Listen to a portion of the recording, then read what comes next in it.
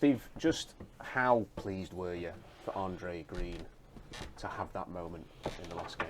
Yeah, it's for a player to be out so long, to have the dark days that people don't see behind the scenes that Andre's had. He's had most wonderful support from his wife and children, you can imagine, and from our medical staff who have really looked after him. So it was a beautiful moment to see him start, a beautiful moment to see the contribution he made, and a beautiful moment, a lifetime memory for him when he scores. So yeah, delighted for him. Can moments like that, on top of the fact it's another win, it's 3 wins in a row, really just sort of help build that momentum now? Yeah, I've always said, Rob, nothing changes about team spirit and togetherness in the dressing room is winning football matches.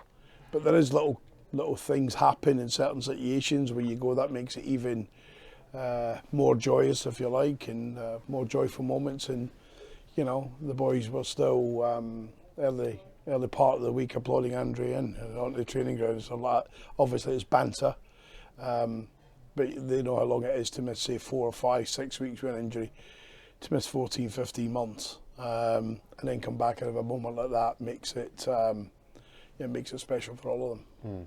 And not just him, you know, the fact that Jonson Clark-Harris has had his injury issues, but to have him back now, firing, how much of a boost is that? Because you've spoken about it for a lot this season, haven't you? Not having players like that. John is a goal machine.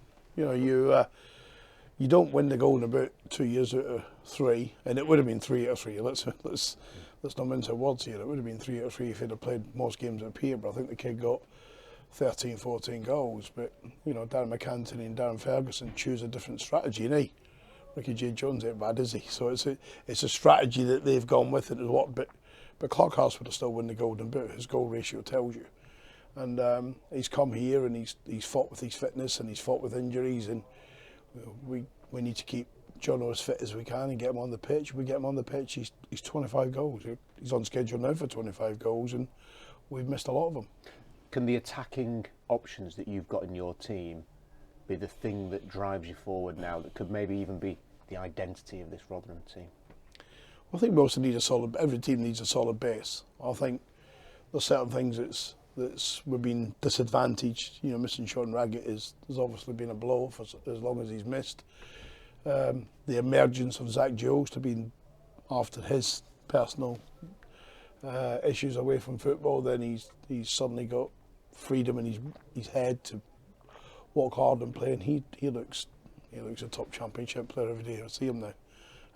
But that progress has to continue. So Haxadoffin's gone back in at centre half, and it looks as if he's found despite he can play in every position, and I mean every position. I think we're going to buy him a set of gloves for Christmas.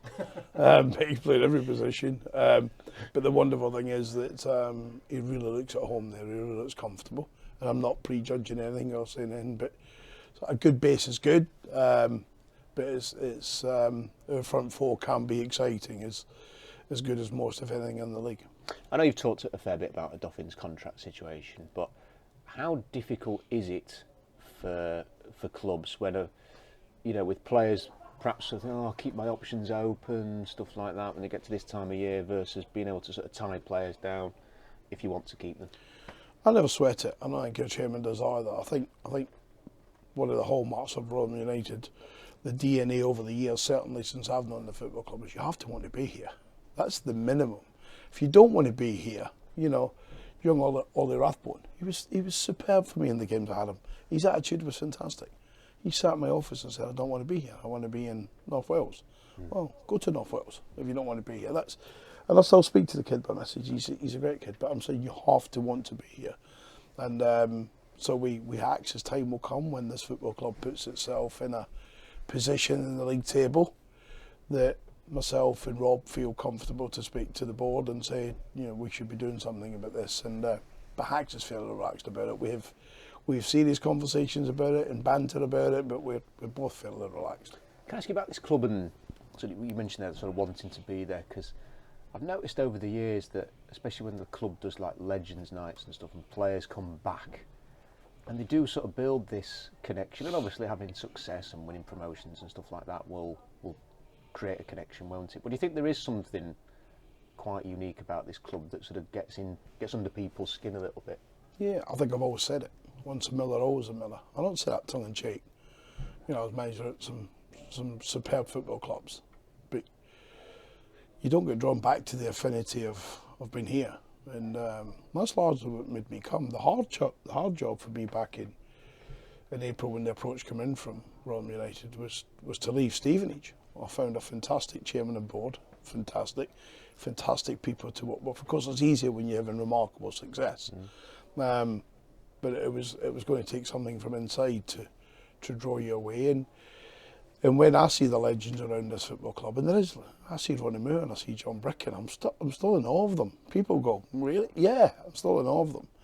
And I'll never forget the best managers ever was to me when I asked them whether I should take this job. Who's been the manager of Rotherham United in the past? I have to search it a bit, but when you need the names of Doherty and Hughes and I could keep going, then that's just the manager's level. And players is the same. Who's played at Rotherham United? I was surprised to read Gary Boyle, the new manager at Burton Albion, had played here. I didn't realise that until I read it the other day, and I thought, well, actually, he's played a lot of games at Mills. And so from that point of view, it's something that's inside you. When you sort of look at the league table now, it's so tight, isn't it? I mean, it is sort of getting to a point now because you've got these wins that if you keep this going, you will start to move up there quite quickly. Yeah, listen, we've got one, sometimes two games in hand to most teams around us. But if we forget the games played column, that'll come when it comes, and you play those games and you hope to take advantage. But I don't think there's too many people think, oh, they've got 3 games in hand. You do if you support that club. I do, we do. But in reality, it's important we have a good Christmas period. I think that's always important. Of course, the real period's Easter. I've always focused on Easter. I've been fortunate. My teams have always been in a position to attack Easter. Christmas allows you to do that. So it's one game at a time. There's a lot of games in 2 week spell, and the first one is a difficult one away at Mansfield, who have brilliant under Nigel. You know, got promotion, great fan base, fanatic fan base. So that in its own rights will give us issues tomorrow, but we have to be able to deal with that. Have you had some good contests with Nigel Clough over the years? Yeah, listen, I've beat Nigel and he's beaten me, and I think there's huge respect both ways. He's, you know, people think he's quiet on the sideline, he's quiet behind the scenes. He's not. People know I'm not, but they don't know he's not. He's not. But he's a passionate man about his football, and we love that. But, you know, my relationship with the Mansfield is with the owners. With John and Carl and Radford, they're simply fantastic people who still have a relationship to this day and will for a long time to come. And just to check on the injuries, is there anything else to say? You know, on Raggett, is there anything else worth? Sean's had a minor operation, which is keyhole surgery, and so I think we're looking at 2 weeks. It happened on Monday of this week. But what I'm thinking is, I did tell Sean this morning that Ali McCoist, who's now of course a TV pundit, but Ali McCoist, if you check this out, played from keyhole surgery in 5 days. So I did ask him if he would be fit to train for ahead of the game tomorrow. But yeah, we're looking for 2 weeks. Chris T, we'll see how he is today. He's obviously got a bit of a bang to the side of his face and his shoulder. He's actually seen a consultant today because when it gets around that shoulder up, if you like, we just need to be 100% right. The kid's okay. So we'll get a prognosis of that when the medical staff go with him this afternoon. Thanks, Steve. Thank you. Steve, big away following tomorrow, big game. Yeah, it's brilliant, isn't it? You know, I'll get my normal welcome. I'm going to say next question. I'll get my normal welcome. Listen, I've always said, I think many managers have said it, if you get a welcome as a manager that's like that, then they know you're capable of hurting them. They know I gave my life for the club in the time I was there. I got an opportunity to leave and I left. That upset them, so that's just part of football. I look back and think I think I had some great times there. Yeah. 3 wins out of 3. If you make it 4, you're not going to be far from that top 10. Are you? Yeah, but I just think we look at the games with the boys this morning, which we're about to do ahead of it. But let's say there's Mansfield will be a totally different game to Wigan here on Boxing Day, and Stockport coming on the 29th, and we're going up to Stockport tonight to have a look at them. So and then we go across to Lincoln for a game that was marginally tight only 2 weeks ago. So, but our only focus quite rightfully is tomorrow. Good away following. We want to play with a performance that said our supporters, win, lose or draw, can get out the ground and said that was played like a Rotherham performance. Because that's what I've heard for the last 2 or 3 weeks, where supporters have consistently said we've played those games the way Rotherham play, and that's how we need to play the game. If we do, then we'll be in the game.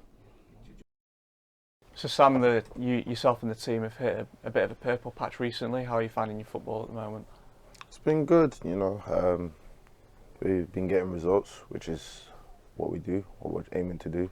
So it's good. It's a good bit of form we have, and now we've got to carry on using that into every game we play, so that way we can get more points and push up that league table.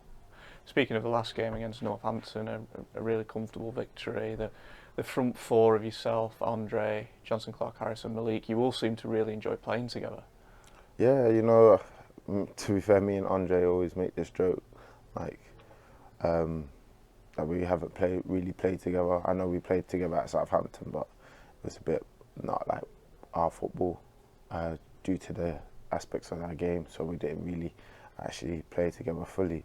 So now that all of us are playing together, it's a good chemistry, so that way we're just showing our creativity and going forward, and allow us to get goals and assists for each other. I was going to talk about the chemistry because, as we say, it was the first time that you had played together as a four, but you wouldn't have known it. Like it seemed to really click. Yeah, you know, like Andre's fantastic player. He's come back in. You know, you wouldn't think he's been out for so long, but you know, that's the type of player he is. And with Malik and Jono, like they're good players. John is very effective at scoring goals. That's what he's known for. And Malik is, you know, very direct and very flary as a player. So, you know, it's just allowing us to showcase our own talents together and work alongside each other, so that way we can all shine together. It's always felt like a group that has been capable of putting a few good results together. And how positive has it been for the group and for the team to be able to have done that in recent weeks?